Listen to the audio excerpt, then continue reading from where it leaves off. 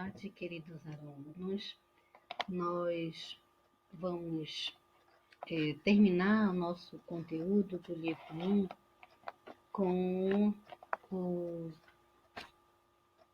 o assunto de reforma protestante e contra-reforma. Vocês vão encontrar esses assuntos lá na página 72, 73 e 74.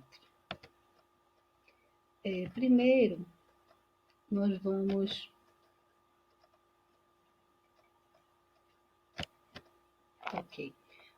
contextualizar, né, lembrando um pouquinho do assunto que nós estamos trabalhando em sala de aula, certo? Então, nós estamos saindo de uma Idade Média, né, finalzinho da Idade Média, e vamos chegar até meados da Idade Moderna. O que acontece nessa passagem e o que nós estamos vendo na Idade Moderna? Renascimento comercial e urbano. Nós vamos ver como surgiram as feiras, inclusive até recomendei um vídeo, né, que vocês assistiram na aula passada, como ressurgem o comércio, as feiras, os locais, né, nas encruzilhadas, perto dos castelos. E agora, na Idade Moderna, nós vamos encontrar alguns descobrimentos, né? Talvez vocês estranhem essa palavra descobrimento, mas é assim que é tratado a partir da Europa, né? E eles realmente descobriram, não sabiam que tinha aqui do outro lado. As colonizações, como nós vimos, né? Colonização portuguesa, eles viram para cá, para a América, né? E a contra-reforma e reforma. Reforma protestante, contra-reforma, que é assunto desta aula aqui. O absolutismo vai ocorrer também nesse contexto, né? O poder vai ser concentrado nas mãos de um único soberano, o rei, a partir da formação das monarquias nacionais, que nós também já estudamos. E lá no finalzinho, onde esse período conhecido como Idade Moderna já vai ter o seu colapso, com a Revolução Industrial, tá certo? Então vamos lá. Primeiro vamos trabalhar um pouquinho do conceito, né? Um conceito normal de reforma. Reforma é endireitar algo que está quebrado, né? Algo que está errado, no caso. Você vê aí uma bicicleta quebradinha, né? Ela precisa consertar para ela poder voltar a usar. E dentro do contexto educacional, a reforma protestante, ela foi um movimento, né, que tinha o objetivo de retomar o rumo da igreja cristã, que ao longo do período, ao longo do tempo, estava se corrompendo, né? Como nós vimos a postura da igreja na Idade Média. Então, a reforma tinha esse objetivo. O estopim, né, o ponto alto da reforma foi realmente a fixação das 95 teses na porta de Wittenberg, né, a Catedral de Wittenberg, por Lutero. Lembrando que Lutero é um dos grandes ícones da reforma, porém temos uma história, né, de vários pré-reformadores e de vários membros do baixo clero, como a gente já conversou, que não estavam satisfeitos com os desvios que estavam ocorrendo na Igreja da Idade Média, aquela detentora, né, de todo o poder, muitas terras. Então, praticamente, vai ser denunciado alguns erros, né? E esses erros, mais tarde, eles foram conciliados em algumas doutrinas das igrejas reformadas. O primeiro erro, né, da igreja durante a Idade Média é a questão da autoridade da Bíblia, né? A igreja começou a colocar tradição junto com a palavra de Deus, e esse foi um dos pontos em que os reformadores vieram a lutar para que a Bíblia pudesse ser mais valorizada, né? Ou seja, só a escritura, né? Só a escritura, só a palavra de Deus. Segundo erro é a salvação, como nós já vimos, a questão das indulgências, né? Que era um documento que se atestava a salvação daquela pessoa se ela fizesse algumas práticas, algumas obras, não é?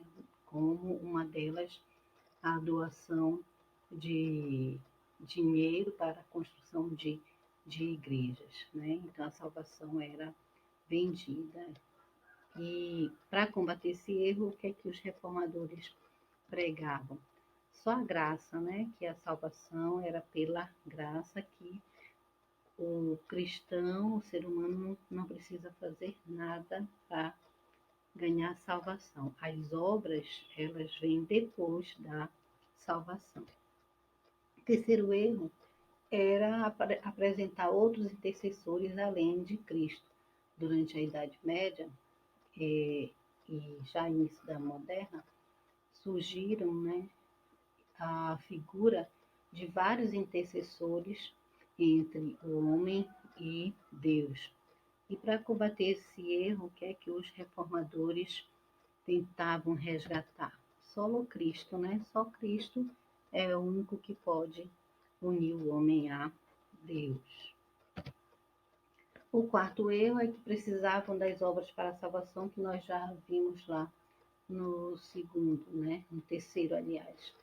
Não precisava de obras e nem de outro intercessor. Apenas Cristo, e as obras seriam depois, né? Só a fé, né? A fé somente, não precisa de obra, você precisa apenas acreditar. E por último, tinham vários outros erros, né? Nós colocamos esses 5 aqui para justificar algumas doutrinas resumidas, né, nos 5 solas, mas tinha muitos outros erros, e nem na época em que Lutero e esses reformadores lutavam contra esses erros, eles não chamavam assim os 5 solas, sola fide. Talvez eles usassem esses termos, mas eles não diziam que eram os 5 solas da reforma, tá certo? E a quinta era a honra para si mesmo, né? Então havia muito essa questão da primazia. E o que combatia esse erro era só lhe deu glória. Lembra da disputa da igreja com o Estado, né? Então, o Papa, a figura da igreja, sempre querendo que o Estado se submetesse a ela, né? A partir desse movimento, nós vamos encontrar 3 desenrolar. Olha aí, os 5 solas, né? Sola de escritura, os símbolozinhos aí. Nós vamos encontrar o luteranismo, né? E você vai encontrar lá na página 72, né? Que é uma das crenças protestantes e uma das igrejas que nasceu com a reforma, né? Então, o luteranismo, ela vem a partir de Martinho Lutero, né? Ele era um sacerdote da Igreja Católica. A princípio era um monge, né, do clero baixo. Lembra a diferença que nós trabalhamos? Clero alto e o clero baixo. Aquelas práticas, né, de indulgência e de riqueza, de luxúria, era praticada mais no clero alto do que no clero baixo. Então ele vai e publica essas 95 teses, né, e afixa na porta lá da igreja. E nessas teses não estava tudo que eles não concordavam com a igreja. As teses eram basicamente contra a venda das indulgências, contra a venda da salvação. Lutero vai traduzir a Bíblia para o alemão, né, porque ele defendia que a Bíblia ela tinha que ser para todos, tinha que estar ao alcance do povo, né? Ele defendia a livre interpretação, né? Então, a partir daí, ele é excomungado, né, pelo Papa Leão X e funda, né, a, a Igreja Reformada Luterana. Nós vamos ter também outro ramo, né, do protestantismo, que vai ser o calvinismo, né? O calvinismo ele vai ser elaborados, vão ser os seguidores de Calvino, né, João Calvino, né? Qual era a principal tese e que se diferenciava, né, das, dos outros ramos da Igreja Protestante que se organizou? Era a questão da predestinação, que vai culminar com um dos solas lá, né, sola graça. Os 5 pontos do calvinismo, você vê aí a deprovação total do homem, eleição incondicional, que Deus elege o homem sem que ele faça obra nenhuma, a expiação limitada, né, Jesus morreu para os seus, e aquele que ele chama, esse não vai dizer não, é a vocação eficaz. E a perseverança dos santos, aquele que é chamado, ele permanece na fé, ele não fica fazendo coisas erradas, né? Não existe aquele cristão que diga, eu sou eleito, agora eu vou viver como eu quiser. Não, né? Então, o calvinismo ele vai surgir no século XVI, né? Por João Calvino, e para Calvino, a igreja, né, foi muito bem aceita essa doutrina, né, do calvinismo nos Países Baixos, como a Holanda, a Inglaterra e algumas colônias inglesas na América do Norte, como os Estados Unidos, né? O luteranismo, Lutero, não esqueci de falar, né? Ele foi bem aceito na Alemanha, Noruega, Dinamarca, França e Espanha, certo? E a gente teve um outro ramo também do protestantismo que está no livro de vocês.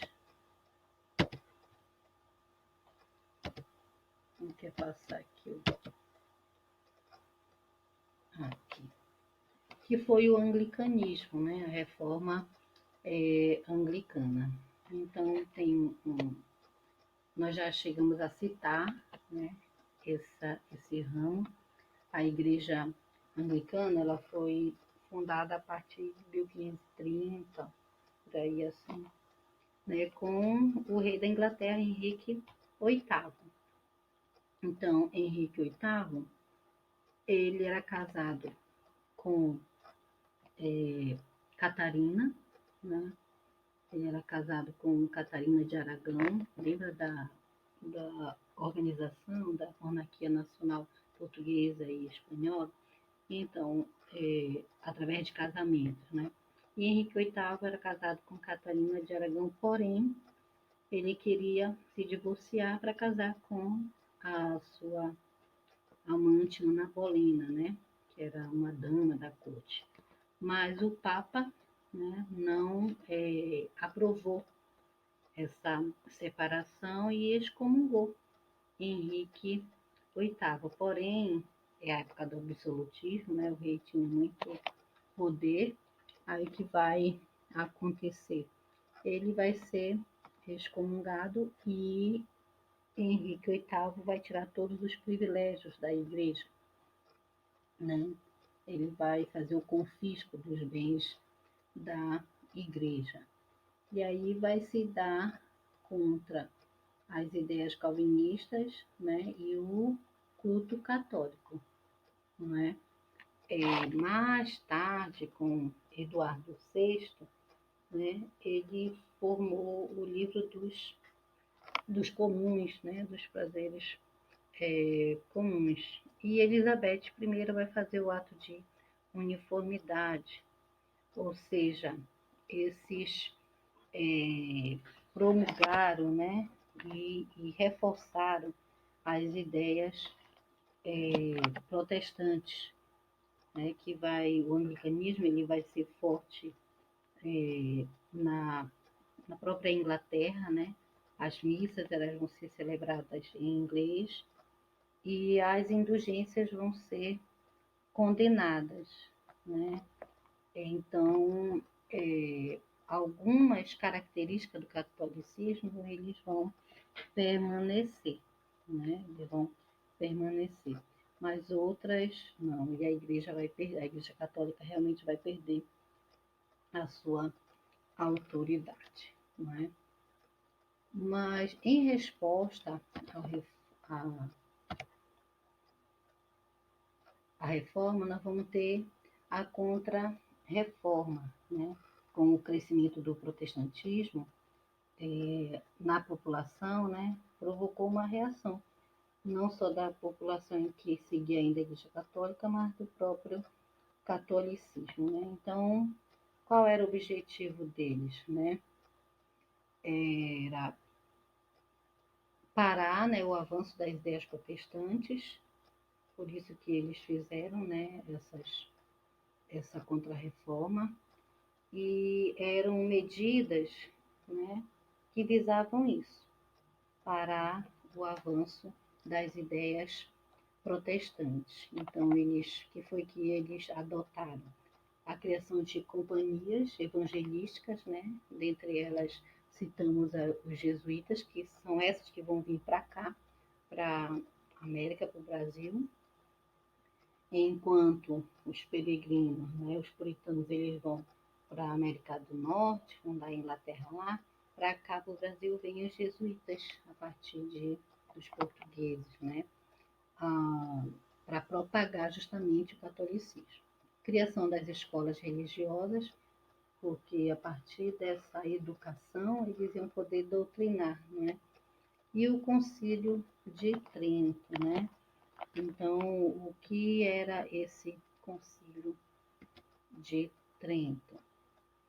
Que foi que ficou definido nesse concílio, você encontra lá na página 73 do livro de vocês, né?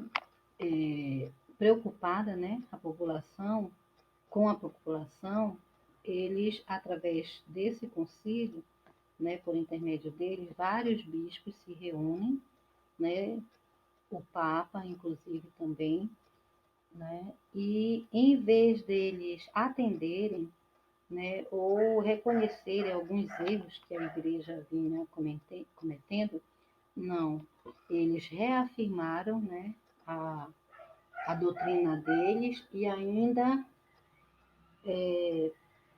perseguiram, né, tornaram legal a perseguição aos reformadores e às suas ideias.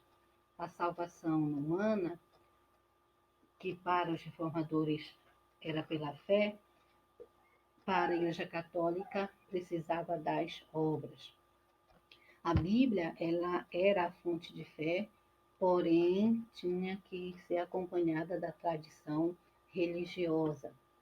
A missa, né, e a presença de Cristo existia através da Eucaristia, né, da Santa Ceia, e aquele pão e aquele vinho, no momento que você estivesse participando, ele se transformava realmente no corpo e no sangue de Cristo.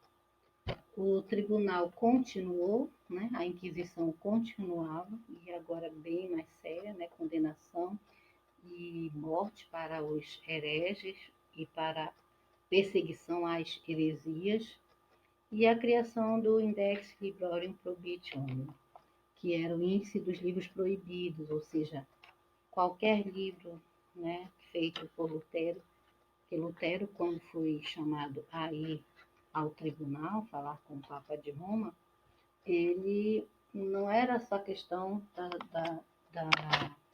das teses pregadas na porta da igreja, mas ele tinha muitos outros livros, né, que foram propagados através da imprensa que na época estava já surgindo, certo? Então, esses livros, não só de Lutero, mas de Calvino, de Knox, de Zwinglio, né, todos esses foram proibidos, né? E aí a gente termina, né, essa elucidação bem rapidinha da reforma da contra-reforma.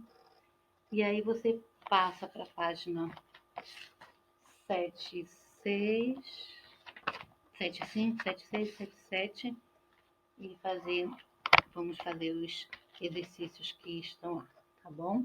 Até a próxima e um grande abraço, que Deus nos abençoe.